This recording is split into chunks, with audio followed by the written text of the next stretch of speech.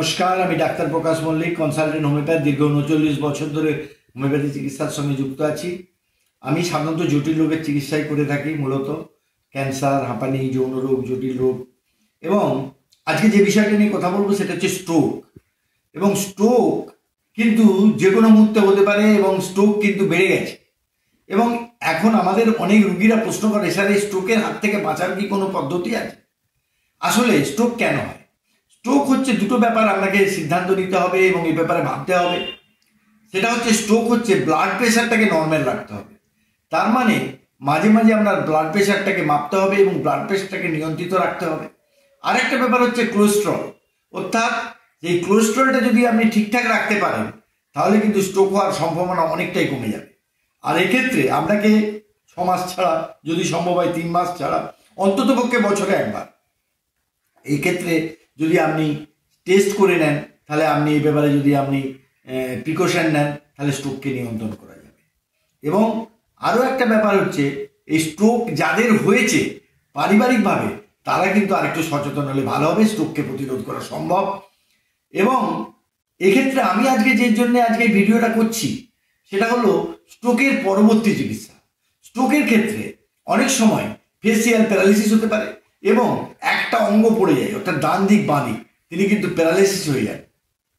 এক্ষেত্রে স্ট্রোকের পরবর্তী ক্ষেত্রে আমাদের হোমিওপ্যাথি চিকিৎসা কিন্তু খুব কার্যকরী। অবশ্যই এক্ষেত্রে কিন্তু ফিজিওথেরাপির একটা ভূমিকা আছে, ব্যায়াম একটা ভূমিকা আছে, খাদ্যের ভূমিকা আছে। আর হোমিওপ্যাথি চিকিৎসা আমার তো বিরাট ভূমিকা আমি পেয়েছি আমার জীবনে, যে স্ট্রোকের পরবর্তী ক্ষেত্রে তারা কিন্তু এলোপ্যাথিক যে সমস্ত স্টেরয়েড ড্রাগ দেওয়ার পরে একটা সার্টেন স্টেজের পরে আর ভালো হচ্ছে না, সেক্ষেত্রে আমাদের কাছে এসে তারা কিন্তু পূর্ণ স্বাভাবিক জীবন যাপন করতে পেরেছে। যার লেফট সাইড হয়েছে তার জন্য আলাদা ওষুধ, যার রাইট সাইড হয়েছে তার জন্য আলাদা ওষুধ, যার লোয়ার পোর্শন অর্থাৎ কোমর থেকে নিচেটা প্যারালাইসিস হয়েছে তার জন্য আলাদা ওষুধ। এবং তার সঙ্গে অবশ্যই আমি ব্যায়ামের কথা বলেছি।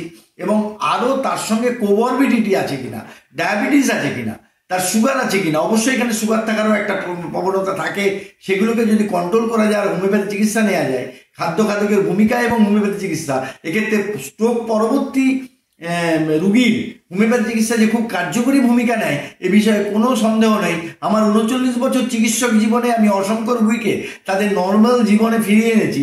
50, 55, 52, 54 বছরের ভদ্রলোক বা ভদ্রমহিলা তারা কিন্তু স্বাভাবিক জীবনে ফিরে যেতে পেরেছেন। এই মেসেজটা দেওয়ার জন্য আজকে আমার ভিডিও করা।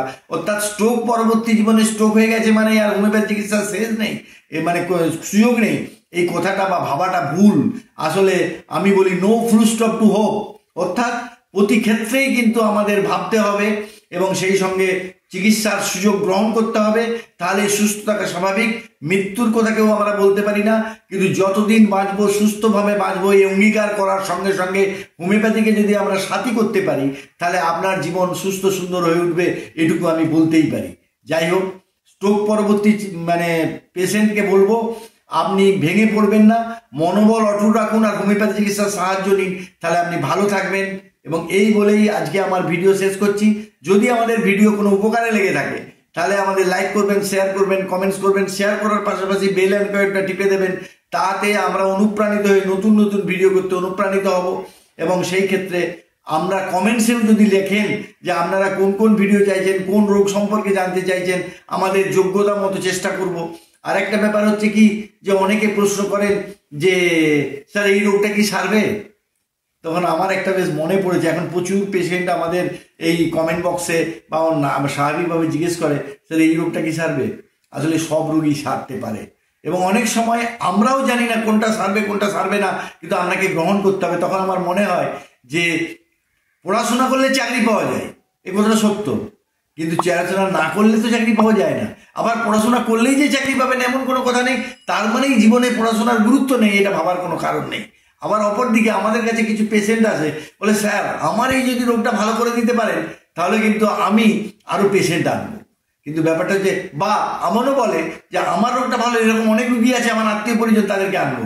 আসলে রোগ ব্যক্তিগতভাবে ইন্ডিভিজুয়াল নির্ভর করে। আপনার ভালো হতে দেরি হচ্ছে, তার মানে এই নয় যে অপর একজন পেশেন্ট ভালো হওয়ার পরে এলে ভালো হবে। রোগকে যত পুষে রাখবেন সেটা কিন্তু দীর্ঘস্থায়ী হয়ে সেটা আরও ডিস্ট্রাকটিভ হয়ে গিয়ে আপনার জীবনকে দুর্বিষহ করে তুলতে পারে। এবং এই সঙ্গেও একটা উদাহরণ দিই যে আপনার ছোট ছেলেকে স্কুলে ভর্তি করলেন, তাকে বলবেন যে এই ছেলেটি যদি চাকরি পায় ভালো হয় তবেই আমি আমার দ্বিতীয় ছেলেটিকে স্কুলে ভর্তি করবো, এটা যেমন হয় না। এবং অনেক সময় আমরা বলি যে এই টেস্টটা করুন, তখন সে বলে স্যার এখন তো টাকা নেই, হবে না। আমি বলি দেখুন, বলে এটা কি না করলে হবে না? নিশ্চয়ই হবে। আপনার ছেলের পরীক্ষা, বলে 2 তারিখে পরীক্ষা, বললেন 2 তারিখে আর মাসিক দিয়ে যেতে পারছে না, নিশ্চয়ই হবে, কিন্তু তাহলে পরের বছর পরীক্ষাটা দিতে হবে। আর জীবনটা আরও বেশি, পরীক্ষাটা পরের বছর হলেও চলতে পারে, কিন্তু জীবনে কিন্তু যদি দেরি করেন তাহলে সেই যে তার যে ধ্বংসাত্মক প্রক্রিয়াটা শরীরে চলবে, সেই ধ্বংসাত্মক প্রক্রিয়াটাকে আর ফিরে আনা যাবে না। তাই আমরা দেরি করব না। যদি সুস্থ থাকা মানে সুস্থতা একটা সম্পদ, সেই সম্পদের নিরিখে সেই সম্পদকে রক্ষা করার দায়িত্ব আপনার নিজের, পরিবার পরিজনের সবাইকে নিতে হবে। নমস্কার।